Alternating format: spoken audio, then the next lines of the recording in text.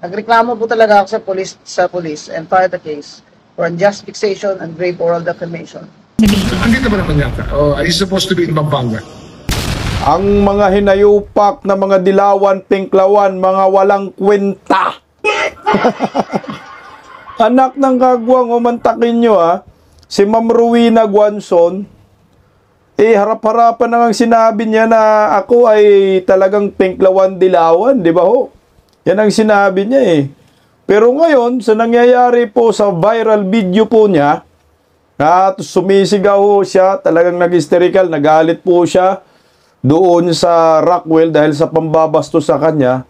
Anak ng kamuti binabaon pa si Attorney Rowena Guanzon at binabanatan pa sa social media. Anak ng kagwang kayong mga trapo kayo. Pero ito po, nagpaliwanag po si Ma'am Rowena Guanzon. Ito actual video po talaga. Ipinaliwanag niya kung ano po ang nangyayari. At nagsampa ho ng kaso itong si Ma'am Rowena Guanzon laban sa bastos na anak ng kagwang. Inchik daw talaga, sabi ni Ma'am Rowena Nagsorry naman daw ho yung babae, yung asawa. Pero yung lalaki, ang kapal ng mukha, tigas ng panga. Kaya magsasampa po siya ng kaso.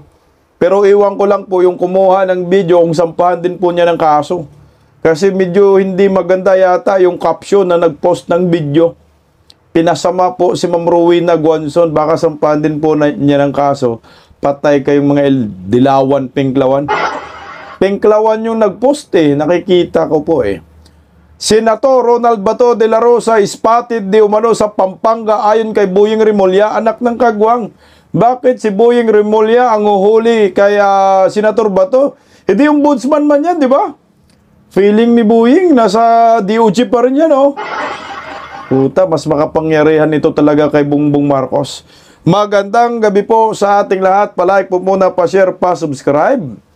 At pakipindot po ang inyong notification bell upang lagi po tayong updated sa ating mga video. At suportahan po ninyo ang Birada Aguila alas 2 hanggang alas 3 ng hapon, alas 4, Lunes hanggang Biyernes sa Birada Aguila YouTube channel. At maraming salamat po sa maagang pamasko. Yehey! Pasko na Thank you so much sa inyo, Ma'am Victoria Donato. Nag-send po siya ng GCash sa akin. Hindi naman po ako nagbibigay ng GCash number.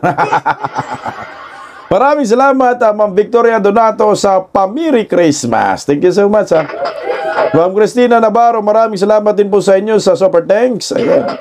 Socorro Dacalyos, maraming salamat. Super thanks din po yan. OFW Davao HK, maraming salamat din. Lilibit Halulor, thank you so much sa inyo. At siyempre po, maraming salamat din sa patuloy na pagsuporta sa birthday girl, Ma'am Ate Cherry Tosaki. Maraming salamat sa inyo. Ayan. Thank you so much. Birthday po ni Ate Cherry Tosaki. Solid po yan. Bisdak Pilipinas. Lagi po yung nakasubaybay. Pag-usapan po muna natin itong, sa mga hindi pa po nag-send sa akin ng Christmas gift, bahala na kayo. Joke lang, nanonood na kayo dito, share nyo lang yung video ko, masaya na ako, mabuhay po kayo. Thank you so much Okay, at hindi lang ako nagla-live, sa Birada Aguila nyo po ako mapapanood ng live. Sa pangalawang YouTube channel ko po, Bisdak Update PH, binago ko po yung pangalawang channel ko. Magla-live ako doon sa Pasko. Mangungulit lang. Okay.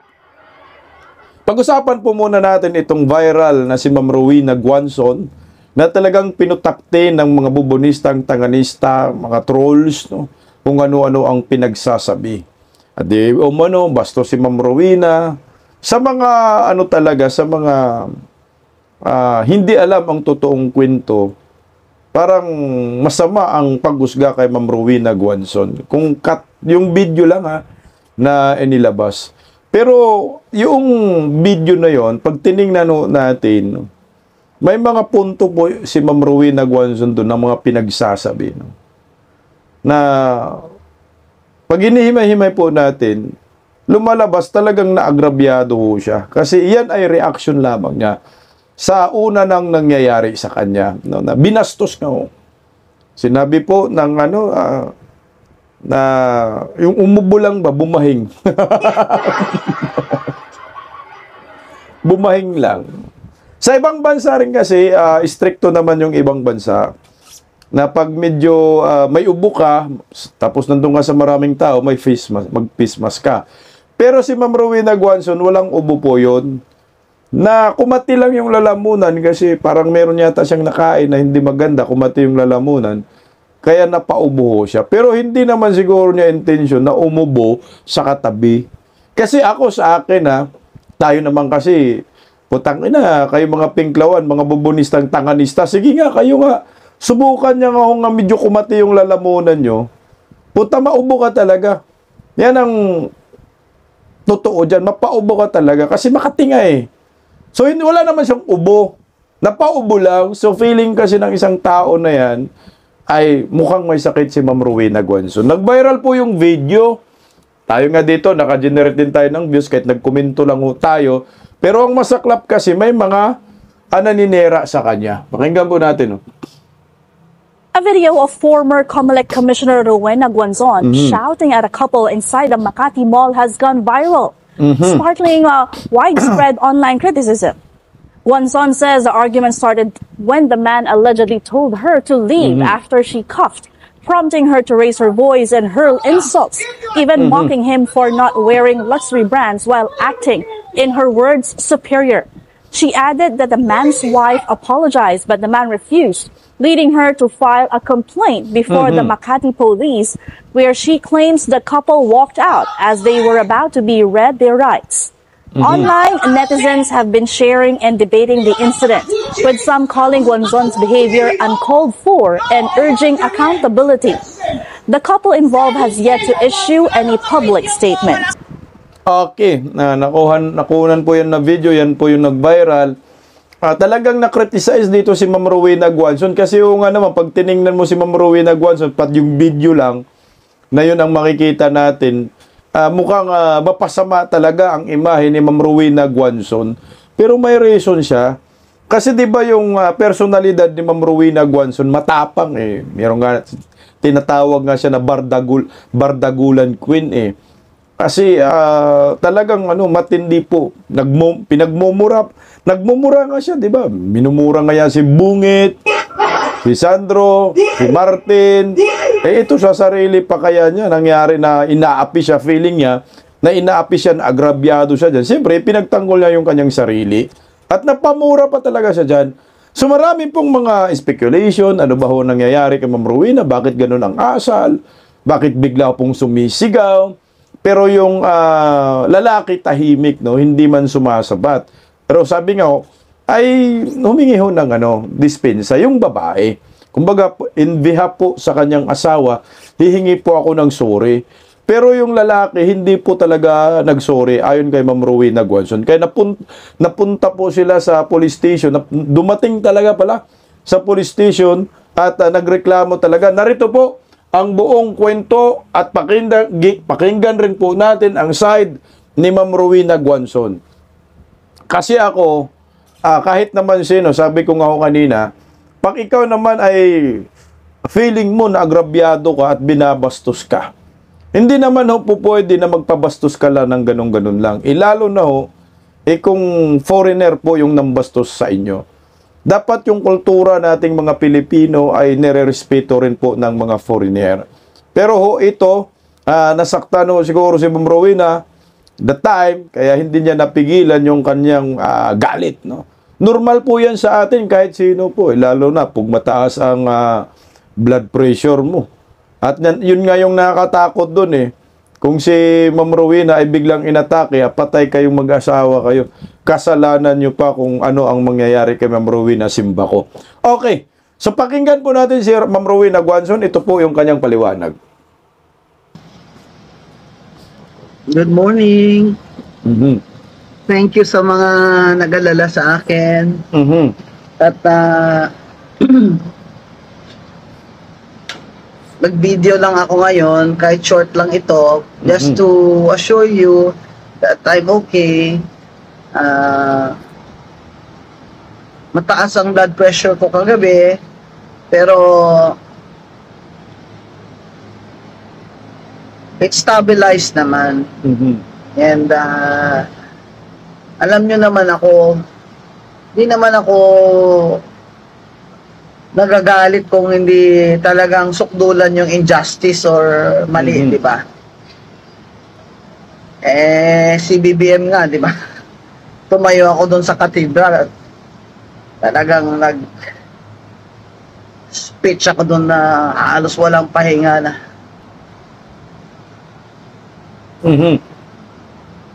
Oo, naalala ko po yun noong election yun, no? Nakasagsagan ng 2022 presidential election. Kasi nga, di ba, merong mga disqualification case against Bongbong Marcos. Putang na, hindi pa na-disqualified, no? Talagang tumayo si Ma'am Rowena Guanzon, na-content ko rin yun eh. Galit na galit siya doon sa harapan ng katedral. At ang dami niyang sinisigaw. Sumisigaw pa nga ho si Ma'am Rowena Guanzon. Talagang ganyan yung kanyang ganyan yung kanyang karakter, no? Kaya nga bardagulan queen, mataas yung temper, ilongga, matapang. Yun po yung parang identity ni Ma'am Rowena Guanzon.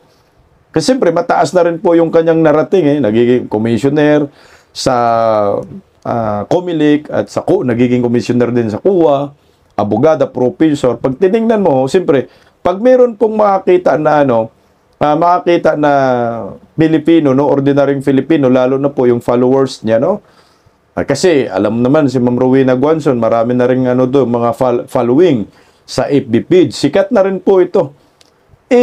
Siyempre, pag tiningnan mo, si Ma'am Rowena Guanzon, ang tapang sa social media, pero ito, nabastos lang ng isang foreigner. Hindi niya ipinaglaban yung kanyang sarili, tumiklop siya.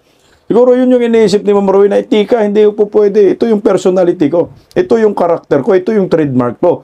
Hindi po ako pwedeng magpaapi. Bakit pa ako magpapaapi? Ako nga ho ang nagtatanggol sa taong bayan. Pinagtatanggol ko yung taong bayan laban sa mga kurakot, laban sa mga buhaya, under Marcos admin, mapang-api. Tapos ako, ito, hindi ko kayang tumayo sa sarili kong pa. Nunca! Tuloy po, Ma'am Rowena. Paanat talaga. Ito, hindi naman pwedeng palampasin yun. Tama. Ilaalipusta ka na. Dinidefend ko nga ibang tao pag ginaganon sila. Sarili ko pa kaya. Correct. Sabihan ba naman niya ako sa Rockwell Mall na you're coughing. You should leave the mall. You should stay at home. Okay, so pinapalabas yan, no? Nung umubo, lumabas ka at sa bahay ka na lang mamalagi. Parang ang feeling ng ang tingin ng foreigner na yon, incheck daw ay si Ma'am Rowena Guanzon ay may sakit. So nagdidiri siya, yan yung interpretasyon ka sa sinabi ni Ma'am Rowena Guanzon. Nagdidiri, parang nandidiri yung foreigner kay Ma'am Rowena. Sa bahay ka na lang, anak ng kagwang, may COVID ka. May virus ka. Doon siya tinamaan, no? Parang ang tingin ng foreigner sa kanya, ang baba niya. Ang baba lang ni Ma'am Rowena. Nung nag-hysterical yung tao, alam mo yung ego ng isang tao. Pag yan ay nagalaw, pag yan ay natitrigger, maniwala ka sa sabog talaga yan. Sumabog si Ma'am Rowena Guanzon dyan Galit na galit, pinagmumura na. Wala kang Rolex! Sabi ni Ma'am Rowena Guanzon, galit na galit. Tama. Ang sinabi niya. Putang na kasi yung identity niya, tagapagtanggol siya ng mga anahapi sa social media. Tapos pagdating pala sa actual, ganun lang, bastusin lang siya ng ganun. Hindi po pwede, kahit sa akin, no? Kahit sa akin. Kung ganyan ako kasikat kay Ma'am Rowena Guanzon, milyon yung following ko, tapos bastusin ako sa mall, sa Rockwell, na walang dahilan, anak ng kagwang, magsapakan pa tayo dyan. Buti hindi naging lalaki si Ma'am Rowena. Kung naging lalaki yan, baka masapak pa ni Ma'am Rowena yun, di ba? Oh, hindi mo mapipigilan, putang na, binastos mo ako, anak ng kagwang, ito sa'yo, boom! Hadouken! Normal na reaksyon yan sa ating mga Pilipino. Hindi mo po pwedeng magpapapi ka. Lalo nga na nandito ka sa sariling bayan mo. At yung kainkwentro mo naman, mga foreigner. Again wala akong against sa Chinese nagkataon lang. Pinag-uusapan natin, may mga bastos na ganyang klaseng mga foreigner. Nagkataon na in-check, sabi ni Ma'am Rowena. Di ko mo in-check ka or Amerikano ka, hindi ka na pwedeng papalaga namin. No! Dito ka sa aming teritoryo, putang ina, kami ang masusunod. Ganun lang nabasa na ang ating personality. Hindi naman natin sinabi na lahat ng mga in-check, ganun. Talaga papareho lang din naman yan sila sa atin. Merong masama, merong mabuti, normal, tao lang naman din yung mga yan. Gaya lang, mga bubunisang tanganista, personalidad nila, puro mga kawatan. Galit na naman Ito, nabahala kayo. Channel ko to, magpapalaman talaga ako. Bubunisang tanganista, loyalista ni Ngagba, Dilawan, Pinklawan, mga lahing kawatan. Except si Ma'am Rowena, Galit sa kawatan yan Tuloy, Ma'am Rowena. Doon yung nagsimula. Tama. Saka ang dami kong kilala doon sa Rockwell Mall. Nakapaligid doon yung mga residents doon. Aha. Kilala ko yan sila. Kilala nila ako. Isa pa nga sinabi pa siya sa... Stop muna Diba? Tama ako, sinabi ko.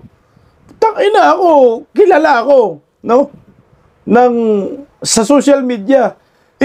Yung mga nasa Rockwell pala, residents pala, kilala si Ma'am Rowena Guanzon doon. Ay puta, talagang papalag ka dyan. Hindi po pwedeng ganun. Apakapakang ka lang, tapos marami nakapalibot pala, maraming kilala. Siyempre, itayo ko yung bandila ko, itayo ko yung trademark ko na ako ay Queen of Bardagulan. Talagang Bardagulan, literal. Yung kanyang titulo kasi, nang kinamanan ni Ma'am Rowena Guanzon ngayon sa sarili niya, I am the Queen of Bardagulan. Kasi nakipagbardagulan, ito literal, nakipagbardagulan talaga. Tama lang siyempre, kahit naman ako, mawawalan po ng bilib sa akin itong mga kaibigan ko, kakilala ko, nakapalibot sa akin. Pag hindi ako pumalag, na basta-basta lang ako bastusin ng mga alien. Kaya tama lang, pakita mo Ma'am Rowena, na ako, ito yung identity ko. Nanindigan ako. Queen of Bardagulan ako. Matapang ako. Galit ako kahit si Bangag, kaya kong banggain. Diba? Tuloy, Ma'am Rowena, Nung pinuntahan ko siya, I'm sorry sir for the commotion. Sabi nga niya, Miss Guanzon, gumanon pa nga Ibig sabihin, kilala talaga. napahiya talaga ako doon sa ginawa ng taong yun. Sabihan ka ba naman, don't you have money to buy a mask? Ganon, puta. Okay ni Nam. Pag ako yan sinabihan, masapa ko. Ano? Putang inumin. Ito lang yung Rowena. Bawal pala sa kanya kahit umubo ka lang minsan. Kahit nasa public ka, Rockwell Mall ka. Yung mga tao doon, they're very courteous, You say hello to each other, familiar faces. Obviously, hindi siya taga doon. Later we found out na hindi talaga sila taga doon. Baka nainggit lang yun, Ma'am Rowena, kasi binabati ka, hinihilo ka, hi, no? Yeah, hinangaan ka, baka may nag-selfie pa sa'yo, nakipag-selfie sa'yo. Baka nainggit ang animal, no? Baka supporter ni Boboim yun. Or ni Lisa Bake. Yung Incheck, alam naman natin si Bake, daming kaibigan Incheck, no? Karamihan ba yan? Michael Ma, Jong. Sabay-sabay tayo maging milyonaryo. Smuggler pa yung iba. Utak ng sibuyas na 800 pesos ang kilo. Mga ganitong taon talaga, no? Mga ganitong kapanahunan ba? Magpapasko po. Anak ng kagwang, mahal ng sibuyas. Siguro nga, mukhang napansin siya doon, no? Maraming bumati sa kanya. Sino ba itong hinayupak na to sa akin? Wala akong bumati sa akin. Birahin ko kaya to. Nang umubo, lumayas ka dito sa Rockwell, sa mall, sa bahay ka lang mamalagi, anak ka nakagwag. Wala ka bang wala ka bang pera pambili sa face mask? Sinampal mo sana, ma'am, ng salapi, ma'am. Oh. Kasi nung nasa police station na sila, syempre may mga ID na sila. Nagreklamo po talaga ako sa police and filed the case for unjust fixation and grave oral defamation last night. Kahit gabing-gabi na I wasn't feeling well and I'm tired and I had no dinner. So I ate one mushroom pie and a bottle of water. But I'm okay now. I want to Butya, no, yan, wala pa palang hapunan yun. Hapunan pala yan. Huwag mo lang biruin yung gutom. Makain ka talaga ng buo. Gawin ka talagang yung kilawin. Or gawin kang, ang tawag yun, maraming pagkain sa amin. Yung kinilaw, masarap. Patay na punta sa pagkain. Kasi gutom nga di ba? Sugba, kilaw, sarap nun, no? Yung kakain ako sa yung masarap na kainan, yung tuna Republic ba yun? Nakakain ngayon doon. Sarap ng, nila dyan, mga kinilaw. Kaya wag magbiro sa gutom, baka malapa ka. Sipin mo, parang konti lang palang kinain niya. Tayo na, siguro talagang tinamaan si Ma'am Rowena yung pride niya talaga. Sa akin, wala namang problema yun. Yun ang nararamdaman mo, magpakatotoo ka na lang, wag kang plastic. Karapatan naman ng bawat Pilipino yan. Tuloy. Just to let you know that I'm okay. I'm just resting today. Ako, tomorrow, out of town pa ako to give a speech to the Philippine Institute of Certified Public Accountants. Kasi many people naman na kontra sa akin, they're taking advantage of this to malign me. Tama ka dyan, Ma'am Rowena. Ito nagsampa na po ng kaso si Ma'am Rowena, nagreklamo dyan sa Makati Police Station. Sampahan mo na sa korte, Ma'am Rowena, para patikimin mo ito. Kasi hindi pa naglabas ng statement yung mag-asawa. Dapat yung lalaki, humingi po siya ng pasensya. Na mali yung binangga mo, sir. Talagang abogada ito. Punta tayo doon sa mga namalayan po, no. Ang dami talaga. Meron nga video, alam ko siguro, Dilawan, Pinklawan, Bubunistang, Tanganista siguro yun. Inedit yung video, no. So ngayon yung video na yon, dinab niya. Hindi ko na lang ipi-play. Kasi hindi ko rin na-save. Pero kung yung mga nakita ninyo, ganito po yung ginawa niya. Yung kaguluhan na yon, dinab niya, tapos sumisigaw siya, kunyari, nandoon siya sa kaganapan. Ang sabi niya, uy, si Ma'am Rowena Guanzon, uy, didiis yan. Uy, ganyan talagang mga didiis. Mga bastos, ganun yung, niya, ganun yung pagkadab niya sa naturang video. Ito yung tinatawag na malign. Alam nyo, itong mga supporter ni Bangag, mga Pinklawan, Dilawan, ang bububo talaga. Ang mga ubob, no? Mga ubob pwede, wag ka muna magkomento, wag mo nang gawa ng kwento, yung isang kaganapan na hindi mo naman alam ang totoong pangyayari. Dapat, both side, pinapakinggan mo. O ngayon ito, nagsalita si Ma'am Rowena Guanzon, patay kayo nagpapakalat ng video, Ma'am Rowena, ipakulong mo yung mga hinayupak na yun. Huwag mo akong isali, nagkomento lang naman ako. Ganon tayo. Ay, hindi pala ganon tayo, ma'am. Duterte. Pero sa mga Bubunistang, Tanganista, Dilawan, Pinklawan, hindi talaga yan didiis si Ma'am Rowena. Sinabi niya I am not a didiis. Hindi ako Duterte. Pinklawan ako, proud Pinklawan ako. Kaso nga lang si Ma'am Rowena Guanzon na nakiliti niya yung mga puso ng mga didiis. Nakuha niya yung simpatiya ng mga Duterte diehard supporters. Bakit po ba nakuha niya? Kaming mga didiis, galit kami kay Bangag, kay Bungit. Si Ma'am Rowena, galit din kay Bungit. Siya na lang yata ang warrior na mga dilawan, na mga kapanahunan na anti-Marcos noon, hanggang ngayon anti-Marcos pa rin. Naninindigan siya, may prinsipyo siya. Bakit namin siya ipinagtanggol? Kasi nga, maganda ang kanyang ginagawa. Paninindigan, deserve niya na kaming mga Duterte diehard supporters, tayong mga DDS political vloggers, na suportahan siya. Putang ina kayo, mga pinklawan. Harap-harapan inamin ni Ma'am Rowena, pinklawan ako, pero hindi nyo kayang ipagtanggol si Ma'am Rowena. Binaon nyo pa. Ginawan pa ninyo ng kwento. Kasi nga, nasasabon kayo. Nasasabon ni Ma'am Rowena Guanzon, yung mga political vlogger ng mga pinklawan. Lalo na si Falces, anak ng Attorney Falces ba yan?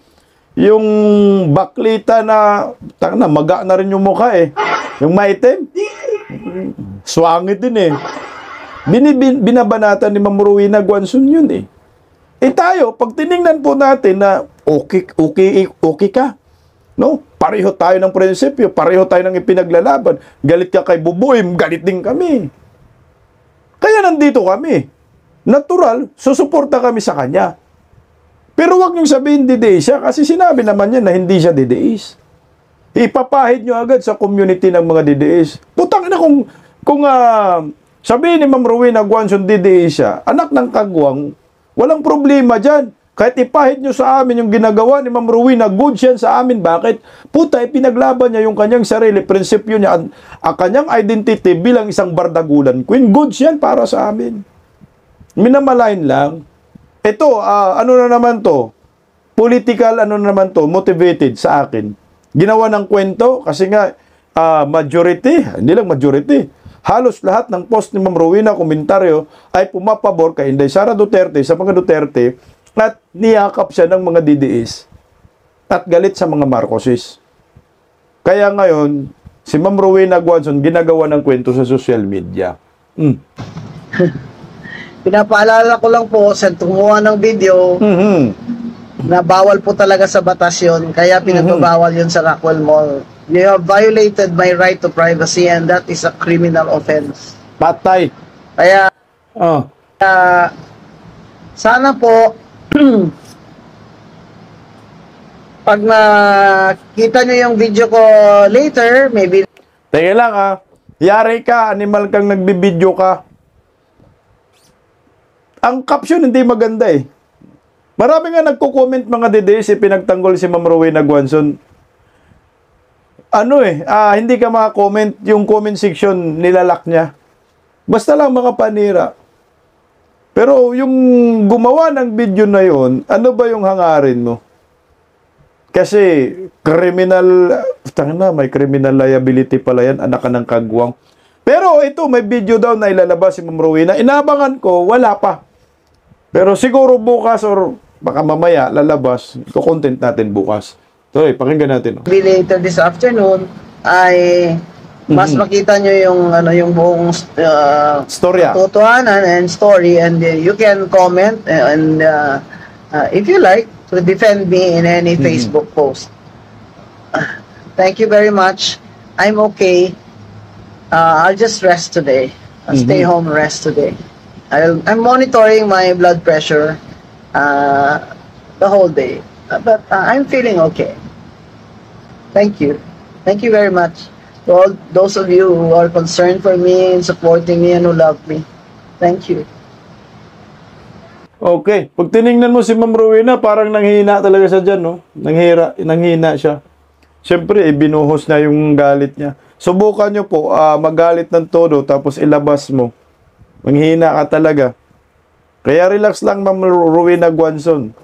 Sasamahan ka namin sa inyong advokasya. Kasi ako, kailangan natin si Ma'am Rowena Guanzon. Tingnan mo Kayong mga animal kayo ng mga pinklawan, ba't hindi nyo ipinagtanggol itong si Ma'am Rowena Guanzon? Bakit kami pa ang nagtatanggol ngayon? Kasi kayo, mga salot kayo, kumapit kayo kay Bongbong Marcos sa Marcos admin para mapabagsak ang mga Duterte. Pero kami, nakita namin si Ma'am Rowena, kailangan talaga siya ipagtanggol kasi sinisira sa social media. Wala kayong magawa. at mag-all out ang suporta namin dito. Oo, pinklawan yan. Pero may sense ang kanyang mga ipinaglalaban at kanyang mga komentaryo sa social media. Na yan ang mga kailangan ng maraming Pilipino ng mga komentaryo. Walang prino. Nagmumura nga, minura pa nga yung mga hinayupak na yan, pati si Damonyor, utang, yung mura niya, utang ng ama mo.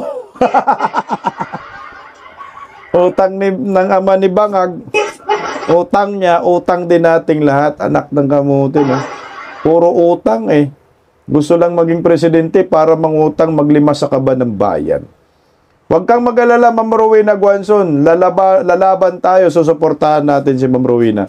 Manindigan ka lang. Huwag mo lang baguhin yung prinsipyo mo para hindi mawalan ng bilib ang lahat ng mga followers mo, lalo na kaming mga Duterte diehard supporters. Alam namin, pag kumampi ka sa mga Duterte, talagang gigipitin ka. At babanatan ka ng mga trolls ni Ngiwiim, ni Bungit, na sandamakmak ang daming mga trolls. May libo-libo kaming mga trolls, sabi ni Bungit, diba? Bilyon-bilyon gastos ng mga animal na yan eh. Pero ang ubob naman. Nag-hire kayo ng mga trolls, mga ubob naman. Kagaya itong si Bunyeng. Alam niyo po, nagtataka talaga ako, promise, no? Ba't si Boyeng Remulla? Sobrang init niya kay Senator Ronald Bato de la Rosa. Bakit hindi siya uminit sa mga kontratista, mga kongresista na naglilima sa kaban ng bayan? Pag-isipan niyo po, no? Si Boyeng hindi na po yan Department of Justice Secretary. Ang tungkulin po niya ay ombudsman. Siya ay magbabantay sa mga nakawan sa kaban ng bayan, sa yung tanod bayan. Nagbabantay na dapat hindi maubos ang pera ng bayan. Hahanapin yung mga politikong kurakot. Bakit si Bato? Hindi man kurakot si Bato. Bakit? Ang unang nag-announce na mayroong warrant of arrest sa ICC, putang na, muntikan na ma-ICI, ay si Boyeng Remulla. Hindi man nag-announce yung Department of Foreign Affairs, National Bureau of Investigation, pati Department of Justice. DILG, walang ganun eh.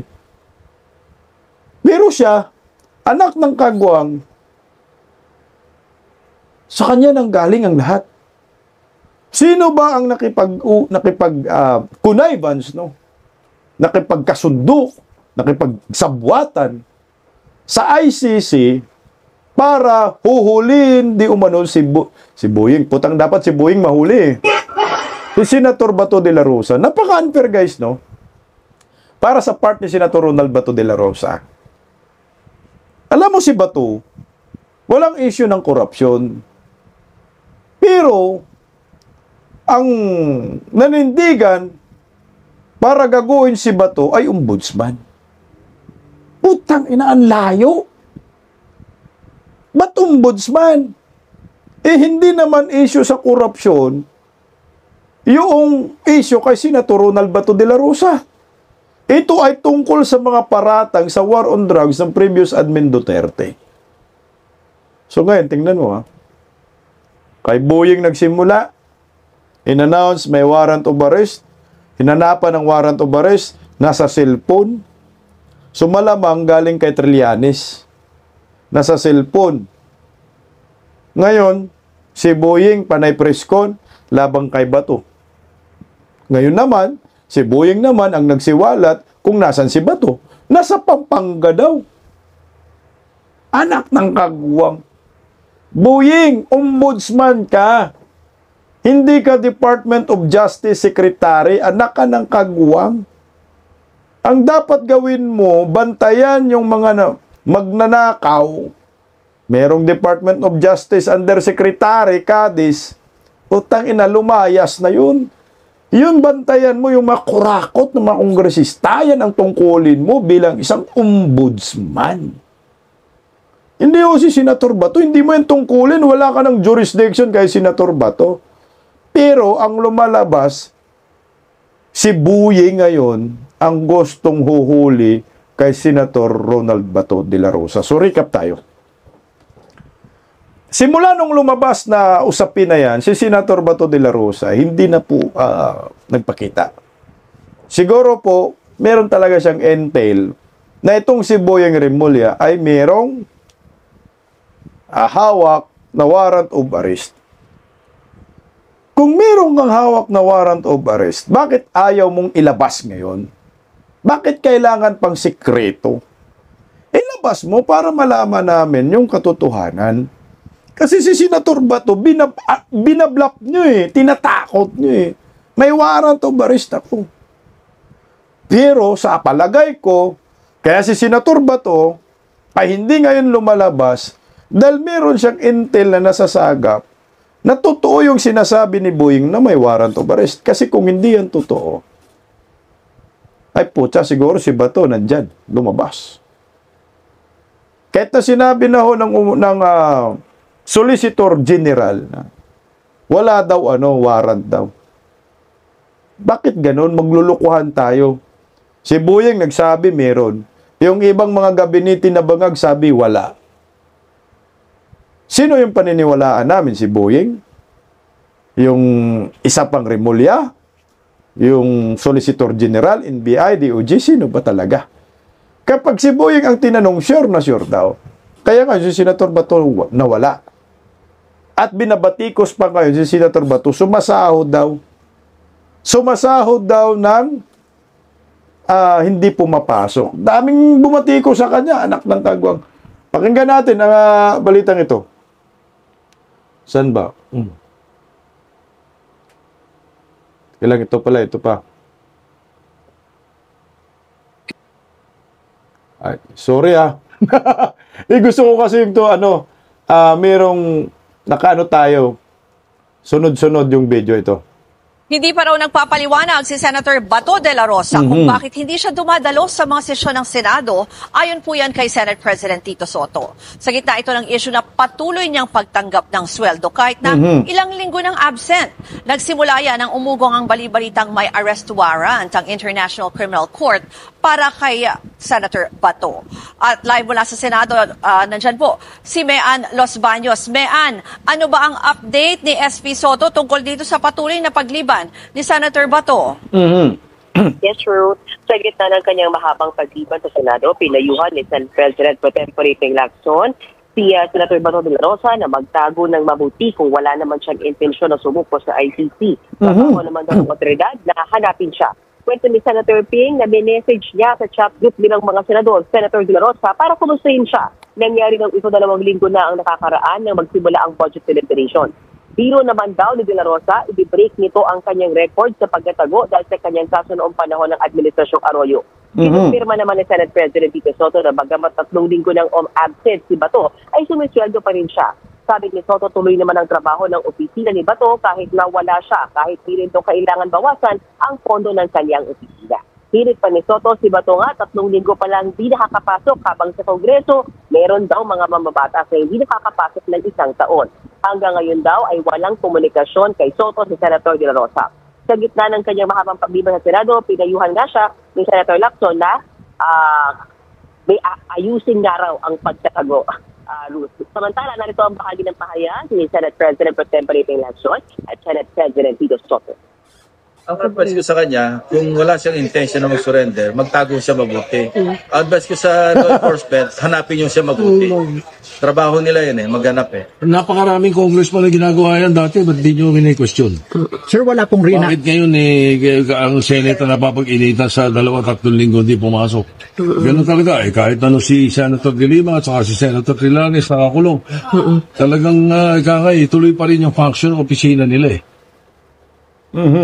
Ruth, para naman sa kasamahan sa minorya na si Senate Minority Leader Alan Cayetano, sabi niya, sana naman daw ay masiguro ng gobyerno na mapoprotektahan si Bato at ang kanyang kalayaan lalo't threaten daw ang kanyang life at liberty. Balik sa'yo, Ruth. Okay. So ngayon dito nga umano si Bato, dito tinitira si Bato. Sumasahod daw, sumisweldo kahit hindi pumapasok. Puta na guys, napakalaking issue sa kanila yun, no? Samantala, yung nagnanakaw ng trilyon-trilyon, nakalimutan nila. Okay lang sa kanila, limasin yung kaba ng bayan. Makinig po kayo, mga bubonistang tanganista, mga dilawan, penklawan, ang bububo nyo talaga. As in. Di ko mo si Senator Ronald Bato de la Rosa ay hindi pumapasok, hindi gumagana ang kanyang opisina. Di ko mo, hindi nyo nakikita si Senator Bato sa plenaryo, hindi gumagana ang kanyang mga opisina. Nandyan yung mga staff niya. Mas matalino pa kay Bato yung staff, pag kayo mag-alala. Mas senador pa kay Bato yung mga staff, mga anak kayo ng kagwang. Anong problema ho ninyo? Gumagana yung opisina. Yung mga operasyon, tuloy-tuloy. So, anong problema ho ninyo dun? May mga panukalang batas, nagpa-file, meron. Ano bang tungkulin ng mambabatas? Di ba ho magpasa ng batas, magbalangkas? Kahit wala si Senator Bato, gagana yan. Bakit si Dilima? Si Trillanes? Ay, nayupak kayo, mga dilawang pinklawan. Yung mga kakampi ninyo, nakulong din ang mga animal. Sumasahod din ang mga hinayupak. Lalo na si Sundalong Kanin, puro mga kamag-anak sa kanyang opisina, mga animal talaga. Milyon-milyon yung pork barrel, pati si Laila Di Saba, oh. May nagreklamo ba ng mga didiis? Wala naman, Tingnan mo, ako'y nalalabuan talaga dito sa gobyernong nakangiwi ang pangaanak ng kagwang kabuying, umayos ka nga. Bakit si Bato huhulihin? Bakit si Bato sasabihin, hanapin nyo? In the first place, wala pong formal na inilabas ang gobyernong nakangiwi ang panga na may warrant of arrest si Senator Bato. Bakit nyo hahanapin si Bato? Putang ina. Anong purpose nun? Wala namang warrant of arrest. Ilabas nyo. Nang malaman ho natin kung meron ba talaga o wala. Hindi yung putang ina parang Netflix series Sabi ni Buying meron, sabi ng DOJ wala, sabi ng NBI wala, sabi ng OSG wala. Diyan po binanatan si Senator Bato, sumasahod daw nang hindi nagtatrabaho. Tandaan nyo, may dahilan. Bakit ba? Yung wala pang issue sa ICC, nag-absent ba si Bato? Hindi naman Present na present. Lahat ng mga hearing nandoon, mga session nandoon si Senator Bato. Hindi nag-absent. Ito kasi yung hinahawakan ngayong pambabatikos ng mga dilawan laban sa mga kay Senator Bato. Meron tayong isang kongresista na content nakaraan. Puta, humanga tayo doon. Kasi nga, sinuportahan itong si Kiko Barsaga na bumabatikos sa Marcos admin na sinuspindi nga ho si Kiko Barsaga sa Kongreso. Ang anak ng kamote naman, hindi bumoto kay Kiko na masuspindi at bumapabor kay Kiko. Puta nga, pag ang dilawan talaga, ang pinklawan ay pinklawan talaga. Pag yung mga kulay na yan, nahahaluan, automatic komunista ang datingan. Bumilib na sana ako sa animal na ito, putang ina, wala, komunista talaga. Binira si Senator Ronald Bato de la Rosa. Putang ina sir, bago ka sir bumanat kay Senator Bato, sana tiningnan mo yung sitwasyon. Para hindi uminit ang ulo namin, anak ka ng kagwang. Bago natin ipalabas yung sinabi ni Boying na nasa Pampanga daw si Bato, narito, anak ka ng kagwang, kakongresista ka, los-los mo rin. Kabata-bata ka pa, wala ka pang napasa na batas, putang ina, ang dami mo nang sinasabi, nayupa ka. Sige nga, ano bang banat niya kay Bato? Boss, sabi ni Senate President Tito Soto, hindi daw applicable yung no work, no pay sa mga miyembro ng Kongreso. Kabilang na dyan yung mga senador at mga congressman. Totoo naman, kasi kahit saan mo hanapin, walang nakasulat tungkol sa no work, no pay policy sa rules ng House of Representatives at Senate of the Philippines.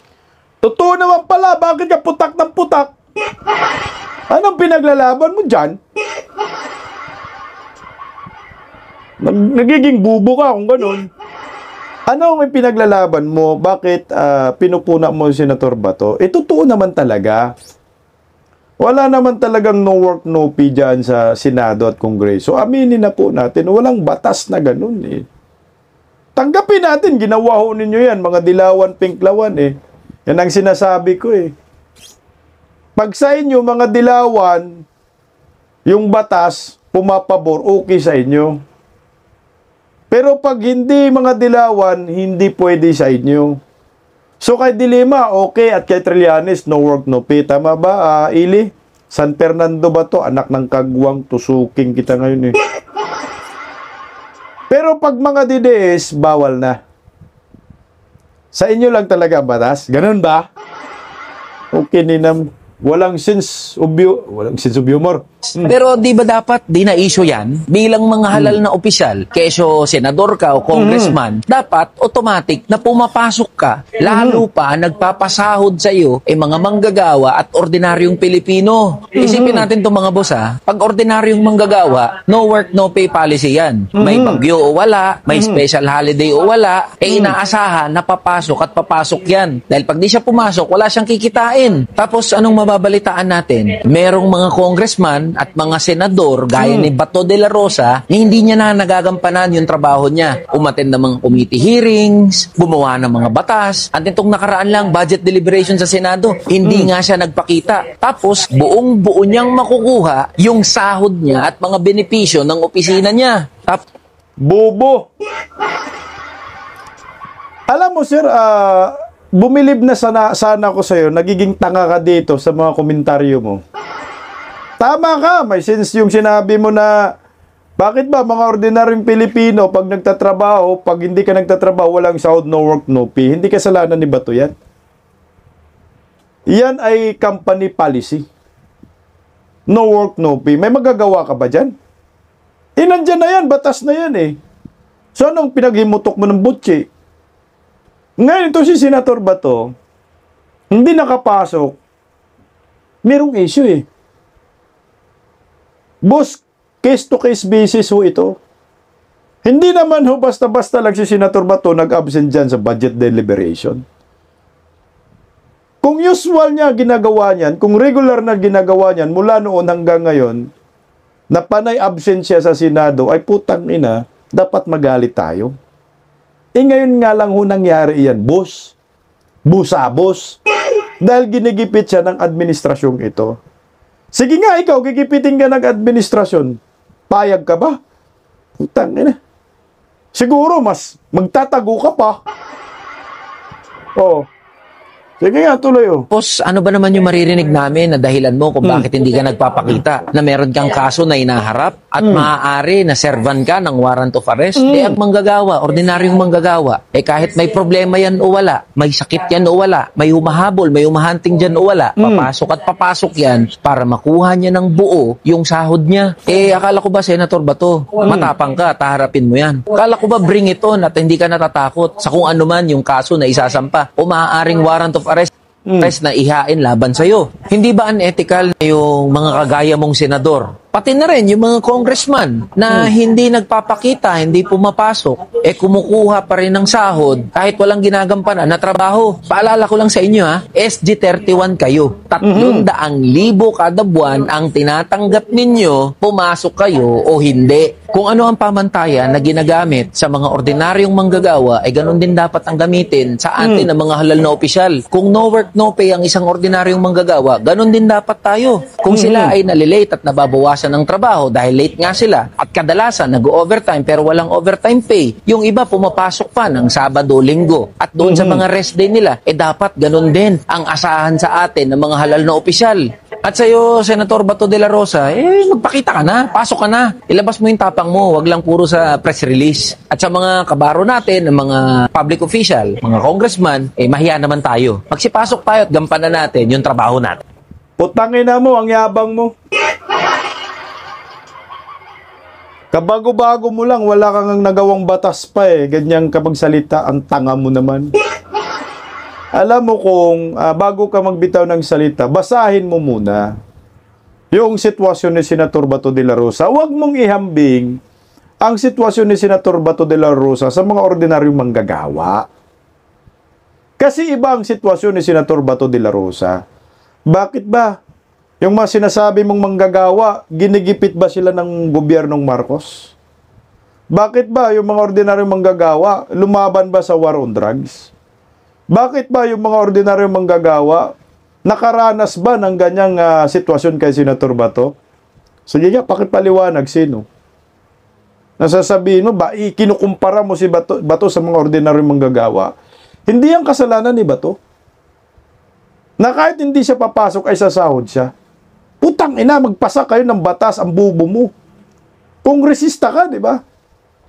Ikaw kongresista ka. Kung alam mo na ganyan, ang gusto mong mangyari, kung ano ang mangyayari sa manggagawa, ganun din pala mangyayari sa mga public official, senador at kongresista, ay putang na, wag mo nang panay kadakdak for publicity. Hindi naman nagpapamidya si Bato. Nagpamidya ba si Bato? Hindi. Di gumawa ka ng batas. O ako si Eli San Fernando. Ako ay isang mambabatas, manggagawa, partiles, bugok. Magpasa ako ng panukalang batas na kung ano ang na-experience ng manggagawa, ordinaryong Pilipino, ganun din dapat kayong mga senador, mga kongresista. Isama mo na ang presidente at vice-presidente para patas ang laban. Dinaan mo na sana sa ganun. Nagpasa ka na lang ng panukala na dapat ang mga kongresista, ang mga buhaya, no work, no pay. Na dapat si Senador Bato, no work, no pay. Ang mga senador, no work, no pay. Magpasa ka. Huwag yung puro dakdak, anak ka ng kagwang, vlogger na vlogger, pero datingan mo, hinayo pa ka. Wala ka pa nga siguro nagawa na panukalang batas eh. Eli San Fernando, meron ka ba? Yung dinadakdak mo, kung nag-draft ka na ng panukala at ipinipresenta mo sa vlog mo, matuwa pa siguro yung totoong manggagawa, papalakpak pa sa'yo. Pero ito may karga ka eh. May karga kang pambabatikos kaya Bato de la Rosa. Walang sense yung mga pinagsasabi mo. Putang ina, ikaw ba naman gaganituhin ka sa Fernando? O, tingnan mo, oh. Sige nga. Kinontra ng Office of the Solicitor General ang hiling ni Senador Bato de la Rosa na temporary restraining order mula sa Supreme Court para pigilin ang sinasabing arrest warrant ng International Criminal Court laban sa kanya. Sa komento nito sa korte, sinabi ng OSG na hindi raw nakapagpakita si de la Rosa ng aktual na kaso o kontrobersya at hindi rin umano nito natukoy ang anumang legal question na maaring aksyonan ng korte. Hypothetical lamang daw ang issue at inuunahan lamang daw nito ang gobyerno para hindi siya maaresto. Simula nang lumabas ang ugong na may ICC arrest warrant laban sa senador, hindi na dumalo sa mga sesyon ng Senado si De La Rosa. Sa mga bumabatikos kay De La Rosa, sinabi ni Senate President Tito Soto na maaari silang maghain ng ethics complaint sa Senado. Payo naman ni Senador Ping Lacson kay De La Rosa, kung wala itong balak sumuko, galingan na lamang raw ang pagtatago. Samantala, Okay. Tingnan mo ha.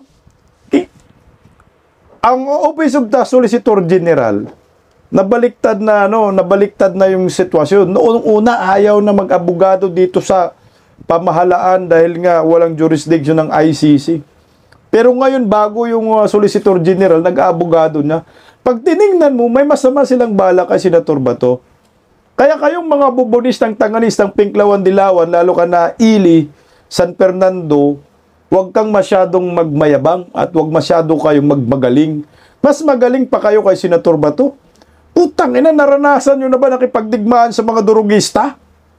Eli San Fernando? Naranasan mo na ba nakipagdigmaan sa mga NPA? Na katrupa mo, anak ka ng kagwang ka? Hindi, di ba? Pero si Senator Bato, pag si serbisyo sa bayan, putang ina, malayo po kayo. Marami na pong pinasa si Senator Bato na panukalang batas. Tangina, San Fernando, mga dilawan, pinklawan. Wala pa kayo sa kalingkingan kay Senator Bato pag pinag-uusapan ay pagsiservisyo sa bayan. Buong buhay ni Senator Bato inaalay niya sa bayan. Tangina, bakbakan doon, bakbakan dito, pati anak ng lalaki. Nagsiservisyo sa ating bayan pero bumabatikos kayo sobra-sobra. Hindi ba po pwede tingnan nyo ang sitwasyon ni Senator Bato de la Rosa? Ako bilang isang taxpayer, ordinaryong Pilipino, naintindihan ko siya. Putang ina, tuso ang gobyernong ito. May planong masama sa kanya.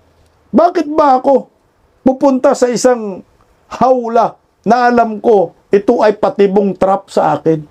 Bakit ba ako lalabas? For what?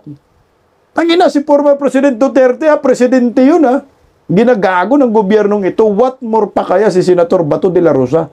Ano po yung kanyang kakayanan? Oo, senador, elected senator siya. Pero pag ginagago po siya ng gobyernong ito, wala po siyang magagawa dito. Kaya ba natin siyang protektahan? Siyempre. Iniisip na Senator Bato de la Rosa yan. Uunahin ko ba yung anak ng kagwang, yung prinsipyo na sinasabi, sabi mo ba to, bring it on, matapang ka. Utangin ang katapangan, hinahaluan ng talino, hindi lang puro tapang kasi magmukha kang tanga dyan. Nasaan ba si Senator Bato de la Rosa? Sa gitna ng mga tanong kung nasaan si Senador Bato de la Rosa ngayong may ugong ng warrant of arrest ng International Criminal Court para sa kanya, nag-post ang mambabatas sa social media. Sa Facebook, nag-post siya ng litrato na mayroon siyang suot na wig. At ang caption ng dating PNP chief dito, reactivating my intel operative gears, tulad ng mga araw-anya sa intelligence group. Mula nang mag-resume ang sesyon ng Senado noong Martes, no show pa rin doon si De La Rosa. Samantala, sabi ni Vice President Sara Duterte, nakakausap niya ang anak ni De La Rosa at nag-alok ng legal aid kung kailangan. Humihingi ang kampo ni De La Rosa ng temporary restraining order sa Korte Suprema para pigilan ang pagpapatupad ng sinasabing warrant of arrest ng umano'y red notice at surrender request laban dito. Putang ina, mautak talaga itong gobyerno ni Nguem. Kasi pag naglabas ng warrant of arrest, yung TRO ni Bato, magiging epektibo, pero hindi nga po sila naglabas Galing lang sa bunganga ni Boying, na ngayon di umano ay si Senator Bato ay spotted daw dyan sa Pampanga. Narito po. I can only say it after it's said and done. May mga bagay ako hindi pwede sabihin. Okay. Pero meron, sir. Meron. Pero may mga bagay ako hindi pwede sabihin. Yun lang, I can limit myself to that. Pero dito pa po, sir, si Sen Bato sabihin. Andito ba naman yata? He's supposed to be in Pampanga. Is he also under surveillance currently? Or we're tracing his whereabouts once in a while. Natatrace namin. Putang ina, no? Ako'y naguguluhan na talaga ako dito sa Marcos admin. Ba't si Boying nagsisurveillance kay Bato? Ba't sinusurveillance si Bato? May kaso ba? Putang ina, wala pang kaso si Bato. Ba't yung hinahanap si Bato? May warrant of arrest ba? Wala namang warrant of arrest na inilabas Ba't nyo hinahunting si Bato? At bakit si Boying ang nagsasalita? Ba't si Boying ang huhuli kay Senator Bato? Ombudsman kaying? Hindi ka naman NBI, hindi ka naman Department of Justice Secretary. Bakit nagkaganito ang sitwasyon natin? Na ang lumalabas ngayon ay si Boying Remulla na ang parang presidente. Dapat nga presidente ang magsalita dyan Kaya ba to tama lang? Nasa Pampanga ka daw, Sin. Tago-taguan mo muna, Sin. Break mo yung record ni Panpilo Lacson. Si Panpilo, almost 2 years nagtatago. Sa'yo, Sin, ganun din, mga 3 taon. Hanggat siya maging presidente, si Vice President Inday Sara, yun na lang talagang pag-aasa. Ito yung Eli, Saan ka nakita, ombudsman, yung maghahunting sa isang senador? Wala pang kaso, ba't nyo hahanapin?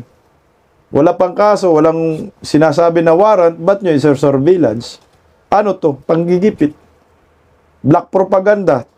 Demolition job. Para siraan si Bato. Para sabihin talagang nagtatago si Bato.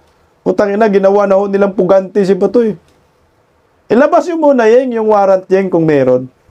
Para makagawa ng remedyo ang legal team ni Senator Ronald Bato de la Rosa. Kasi ang hiling na naman ni Senator Bato de la Rosa, patas. Patas na proseso. Patas na pagdinig. Bigyan siya ng karapatan. Kung hindi po yan ma-assure ng gobyernong bangag na bigyan siya ng karapatan, putang ina, di mas maganda, magtago na lang kung ganun. Kung merong warrant of arrest. Wala pa namang warrant na inilabas na formal ang gobyernong nakangiwi ang panga. Pero siguro si Bato na may intel na, meron talaga. Kasi kung wala, hindi sana si Bato nandyan pa rin eh. Good luck na lang, Senator Ronald Bato de la Rosa, galingan mo na lang, sabi ni Panpilo Lacson. Putang ina, focus ka kung ano yung nasa isip mo, plano. Huwag kang magpa-distract sa mga dilawan, pinklawan at komunistang grupo. Paggising sa umaga, tanghali at gabi, nakikita ko ang post niya, ang hapdi. Paano nga ba to? Di ako makatanggi. Watch ko na lang at isipin ng mabuti. Bisdak Pilipinas. Bisdak, tinig ng katotohanan. Sa bawat vlog may laban sa kasinungalingan. Mulat ang mata, gising ang masa. Bisdak Pilipinas, para sa bayan, gumigising sa diwa. Sa likod ng kamera, tapang ang dala, walang sinasanto kung mali ang gawa. Hinay-hinay, pero palaban. Boses ng tao sa digital na labanan. Bisdak, tinig ng katotohanan. Sa bawat vlog may laban sa kasinungalingan. Mulat ang mata, gising ang masa. Bisdak Pilipinas, para sa bayan, gumigising sa diwa.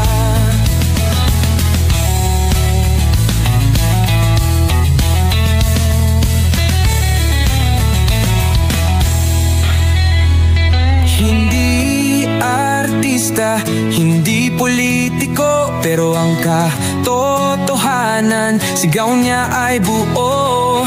Sa YouTube o Facebook man siya makita, may aral ka pa rin, may uwi sa bawat salita. Bisdak, gising sa katotohanan, di lang kwento, kundi panawagan.